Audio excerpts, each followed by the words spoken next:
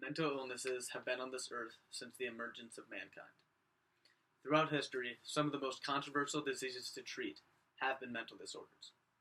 According to a study done by Forschner in 2010, some of the earliest treatments of these mental disabilities happened in 5000 BC. These treatments included drilling holes into people's skulls to, quote, release the demons, end quote. Now, this demonstrates how little people knew about these diseases all the way back then.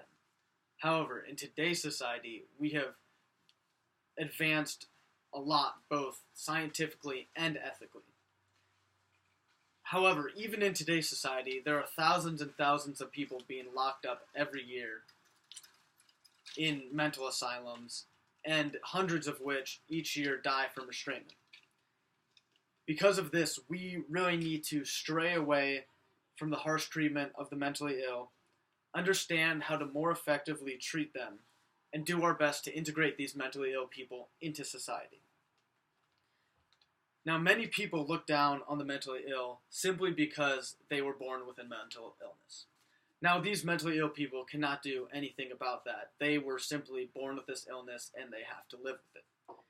Imagine if you were born with a mental illness, and think about how you would feel if people treated you differently just because you were born with this disease. It's not fair. And when thinking about this, we must also think about the Catholic faith's golden rule. You must treat others how you would want to be treated. And we must realize that these mentally ill people are still human beings, just like you and I. They were just born with a disability. This kind of ties in with a recent article in the Vatican Insider, done in 2016. In this article, Pope Francis said, quote, "The devil exists. Let's not confuse it with a mental illness," end quote. Now, what the Pope is trying to say here is that mentally ill people did not do anything wrong, and they are not evil.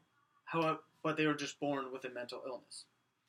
Now, this kind of ties into one of the pillars of the Jesuit faith, which is cura personalis. Cura personalis is Latin for caring for the entire person.